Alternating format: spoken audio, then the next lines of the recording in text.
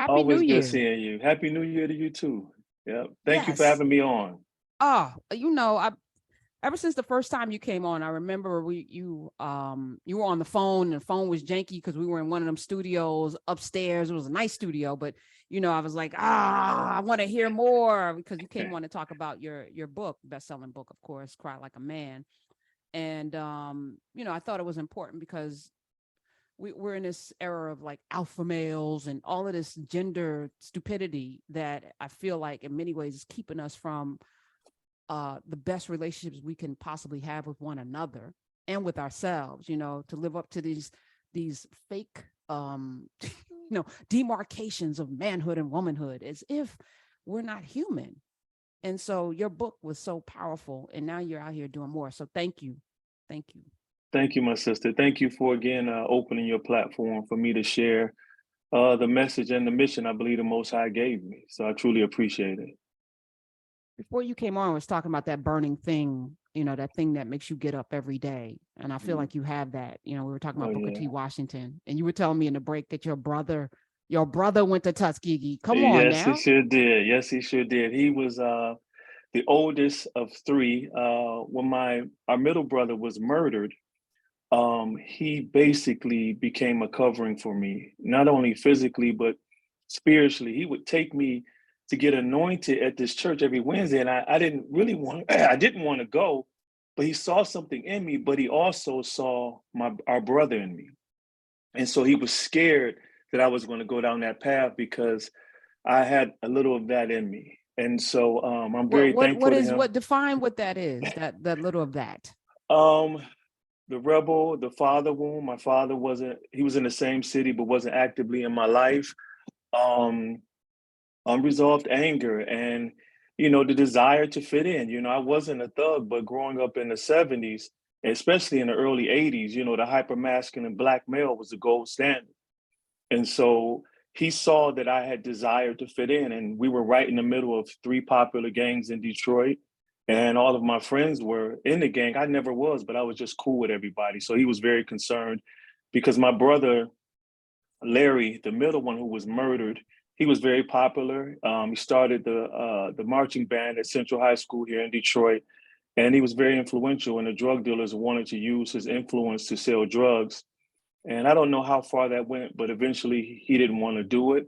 And next thing you know, he was found floating in the Detroit River. Mm. So that was my brother's greatest fear of losing me. And of course, that was our mother's greatest fear as well. And here you are. Yes, living from what I longed for instead of what I lacked. Giving, you talked about having that fire. What wakes me up when I see news reports of so many of our young sons gunning each other down, and seemingly only a few can see that there's a cause and effect to every behavior. And the reason why they grab the gun, the reason why they pull the trigger, we're not dealing with the why. And that's what drives me every day. That's what keeps me going, because I believe that when you help these boys understand that manhood is being more than masculine, being more than confrontational, they live full of lives. And I've proved it since 2006 when I started the Cave of Adullam. Yep. And when I started, it was crazy, Karen, because at the time there were several boot camp programs and Scared Straight programs. And I participated even in, I think about two of them. And I just said, wait a minute, there's no way you're going to be able to help a traumatized boy by re-traumatizing him. And so I went from this hyper-masculine martial arts program to making the Cave of Adullam a safe space where you learn not only how to fight physically, but also mentally and to be prepared spiritually. And I learned quickly that our boys didn't need to be scared straight, they needed to be healed. They didn't need more discipline necessarily, they needed more love. And that's why the Cave of Adullam is still around, but you'll be hard pressed to find a boot camp program. Who's Adullam? Adullam Where's it's a city in Israel. David and Goliath, we all know the story of him fighting Goliath. Well, he was running for his life from King Saul, who was jealous of him. And he ran into this cave at Adullam. And it's called the Cave of Adullam because it wasn't just a random cave. Many people believe that, but this was a cave many of the prophets sought to hear from the Most High. And David, history tells us that he went to this cave, and 400 men who were discontented, in debt, and distressed with life came to him, and he became their captain. And so what we do here in the Cave of Adullam, we create that safe space, that refuge where you could be trained, taught, and transformed into a mighty man of valor, someone who will be able to deal with all the pressures of this world without succumbing to your emotions. So before you started this, right? Because you were already in, do we call it martial arts? Yes, what do I we was. call Yeah, this? Do we call it martial arts? What do we call this? Well, I was in martial arts, and the Cave of Adullam utilizes martial arts as one of its tools to help teach, train, and transform boys. So martial arts is good. Okay. When did you like Eureka, after going through these, to visualize what it is that you wanted to do? First, something had to be done in your spirit. Something had to be transformed in you to be able to put this out to impact these kids. What was that work, Jason? As we plan out our year, it's not really planning out the years, plan out your life. But we're going to break it into 40-day increments here on this show. What was the work that you did? Well, in 2006, I was far from the man I am now. However, I was never the one who enjoyed talking. I'd rather do it. I'd rather keep my hands to the plow and fix the problem instead of looking at it. And so it was that desire, and of course, my faith in the Most High. He was calling me to redeem these boys. And I know what it feels like to not everyone to tell you that you should be a man, but you don't have a man patiently teaching you how to be one. And so I wanted to be what I didn't see. And that's how it started. It truly came from a longing to give boys, especially my son, what I've always wanted. Instead of complaining about what I wasn't given, I created it. That's the message this year in Bond. So now this is going to be immortalized in a documentary. Well, it has already. It is actually, did it win the best documentary feature at the Tribeca Film Festival? Did it already do that? Yes, yes, June 13th. Yes, June 13th, it won best documentary feature, first place audience award, and best editing for a documentary. Okay. Now, people who want to watch this, what will they see? And walk us through why this was, and like, how did this even come about? Like, let's put a camera in to film this. Yeah, in 2016, a video went viral of me helping a young boy navigate through his emotions when he couldn't break one of the boards for a test we had here in the Cave of Adullam. And I simply dropped to one knee and said, "Son, it's okay to cry. We cry as men." And that video has over 300 million views now. At the time, I was reached out to by at least 3 Hollywood producers, and only one of them I really felt comfortable going with. His name is Roy Bank. And make a long story short, he came across Lawrence Fishburne, and Lawrence Fishburne, when he saw what's called the sizzle reel, was just moved so deeply that he had to get involved to make this story seen, throughout the world. And that's how everything happened. The documentary is, of course, it's focused on me, of course, in the Cave of Adullam. But what we love about it is that it dives deep into the lives of 4 of my students. And you get to finally see that there's a cause and effect for every behavior. Unfortunately, in many school systems, of course, we know in law enforcement and in the court systems that a lot of our boys are even just, written off as just animalistic. And I forgot one stat. Yeah, it's by the American Psychological Association that said Black boys are considered by adults more animalistic and older and less innocent than white counterparts. So what happens is when you see the Cave of Adullam, you see humanity, like you had mentioned earlier. And it's a blessing when I get calls and when I've stopped in public when I'm traveling or in my own city from people of different ethnic backgrounds, hugging me, thanking me for exposing, this narrative that's not accurate. And so, and also a lot of parents have been testifying that they have stopped yelling at their children and learned to sit down and communicate. When we lose that part of our humanity, your kids yelling. I forgot one of my psychotherapists compared it to a child of the age 6 and younger is like hearing a gunshot wound. a gunshot go off. And so I had to stop yelling. I was, a friend would call me and my wife the hollerers, literally, instead of the Wilsons, because we would yell instead of just communicating love and have patience with our children, and to stop demeaning or dismissing what they call stress as nothing. One thing we do as parents saying, well, wait till you get a job, wait till you won't pay no bills. That's so dismissive. And then we wonder why suicide at this time right now is the highest amongst African-American boys ages 11 and under. And so, and actually African-American men are leading as well right now. And so we have to open up our hearts, stop being dismissive, and understand that boys and men are more than masculine. We are to be comprehensive men who are courageous but compassionate, strong but sensitive, men who can freely live from the good in their hearts instead of their fears. And so that's what this documentary does. It shows the softer side to a man. And I love that it's showcasing one of the parents in the cave. He's a single father. You rarely get to see the challenges a single father has.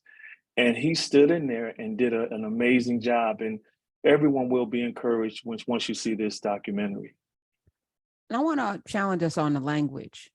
Is it the softer side or is it the stronger side to show your emotions? Is it strength versus being soft? We have these tropes. I want to call them tropes because they're not rooted in anything tangible or real, that we apply to ourselves. And I'm going to say it like this. I call it the drag queenification of things, because shout out to the drag queens. I love them. But they're not women, right? And they won't say that they are. It is a entertainment form where the wigs are really big and the lashes are really long and the heels are really high and everything, the makeup is this thick. It is a caricature, but it's also theater, it's art, it's all of that, right? But women now are trying to be drag queens, and that is off, and we're going to business because this is how you're supposed to be in business, and it's greed is good and all of these things.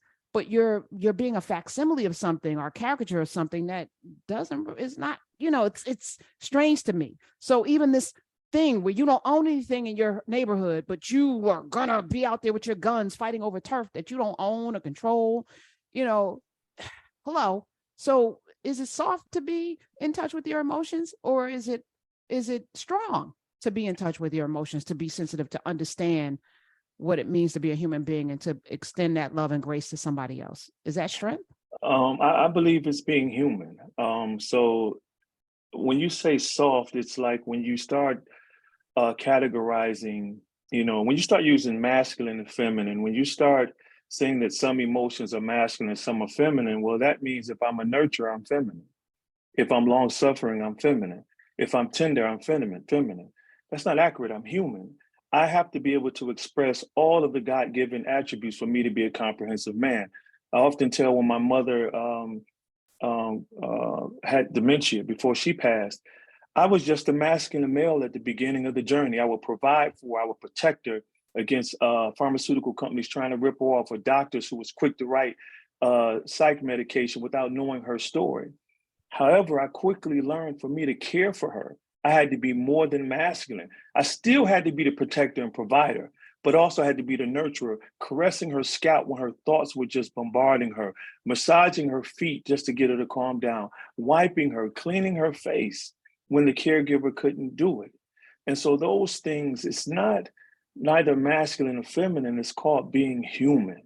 And so as long as we keep categorizing these God-given emotions, men will continue to have the crayon box with just 8, and women will have the 64. And we can't color all aspects of this life with just 8 crayons. And I see it, I talk to men every day who are on the edge of jumping. I mean, literally right at the edge, because they're not tired of living, they're tired of not living. And no one just wants to be looked at for what we can do. We want to be valued for who we really are. And the only way that can happen is for us to truly express these emotions that we really feel without fear. And that's just what I believe, and that's what I've seen. And especially from the thousands of men who've read my books, who transparently reach out and share their stories, like literally, if they hadn't came across my book, they were going to kill themselves because they thought it was something wrong with them wanting to be a gardener, for instance. You know, some of the greatest warriors in martial arts were gardeners. And so we have to shatter this perception of what it means to be a man and actually be a human. Amen. Jason Wilson is here. The book that he's talking about is Cry Like a Man, Fighting for Freedom from Emotional Incarceration. And the documentary, which kicks off tonight at 9:30 on ESPN Films, produced by Lawrence Fishburne, called The Cave of Adullam. Is your methodology duplicatable? Can a system be built around it, Jason Wilson? Absolutely. That's one of our prayers. We pray it every day here at our nonprofit. We get calls every day, Karen, for us to scale it, not only just in the United States, but across the country. We have people here wanting to fly from Ghana just to learn what we're doing here. And also have my latest book is called Battle Cry, and that's teaching men how to wage and win the war within. So Cry Like a Man is my memoir of how to break free from emotional incarceration, but Battle Cry is actually teaching men how to stay free. And then just for clarity, it comes on ESPN, their news channel tonight. So once you check your local listings, check for the ESPN news channel. But if you have ESPN Plus, you can actually stream it right now. But to answer your question, yes, that's our desire. We're trying to finalize the curriculum now, but as you know, it can be expensive. So we're always accepting donations and trying to get funding to really hire the right people to make this possible. Well, let's stay in touch. Thank you. Which we will. We're going to stay in touch, Jason Yes, Wilson. we will. Yes, we will, Karen. What you're doing is too amazing. We're going to make sure that it all happens. We need to build systems.